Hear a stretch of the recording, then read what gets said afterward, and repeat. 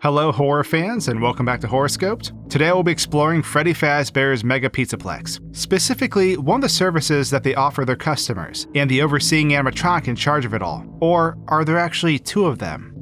Only one way to find out. Let's head over to Superstar Daycare and take a look at the Daycare Attendant. The Daycare Attendant, also known as the Sun and/or Moon, brings a new faces to the Five Nights collection of animatronics. As their name suggests, they're in charge of overseeing the daycare at the Pizzaplex, an extremely large room filled with all the classic attractions we may remember from our own childhood. From a giant ball pit to the large tube structure reminiscent of Chuck E. Cheese, or even a McDonald's play place. The room oozes with fun, or at least it would have if the attendant wasn't so overbearing and creepy. Sun, or even Sundrop, if we name him after his candy counterpart, is cheerful, but it almost feels though it's overwhelming or forced. Combine that with his obsessiveness with order and cleanliness, and you can imagine just how the children who were left in his care might have felt. If we look at Gregory's experience, it would seem that the poor kids couldn't even knock their blocks over to build something new without the sunny attendant having a freakout. In all actuality, we don't even need to necessarily look to Gregory, as the kids who have been left in the daycare have actually left some of their experiences strewn about in notes within the game, detailing how scared they were to go to sleep during sleepovers or turn the lights off at all, and there's definitely a reason for that. You see, the daycare attendant has more than one personality, and the second is far more menacing. Moon or Moondrop is the alter ego of Sun, who emerges when the lights go out. Sun himself is terrified of the lights being turned off, warning Gregory quite forcefully to keep the lights on. It would seem that he is just as scared of his other self as we are.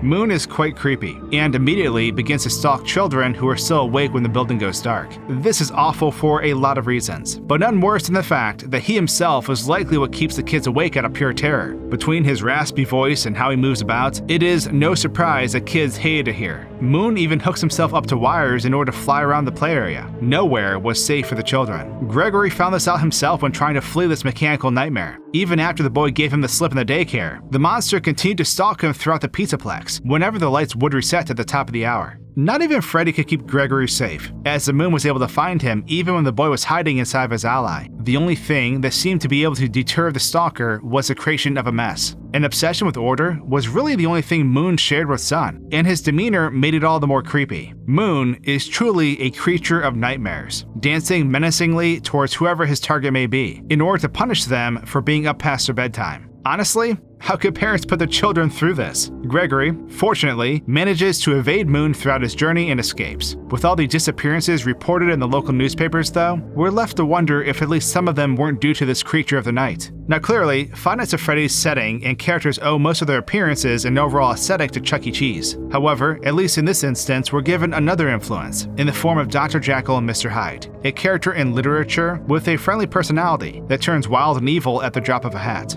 Both Sun and Jekyll share the daytime as their active period, while Hyde and Moon share the night, along with their more wicked tendencies. Having influence potentially drawn from classic literature is a nice addition to the already present horror of having childhood fears of creepy animatronics fully realized. The Daycare Attendant is another creepy addition to an already unsettling cast of characters in Five Nights at Freddy's. What did you think of this character while fleeing in terror? Let me know in the comments below, and until next time, cheers!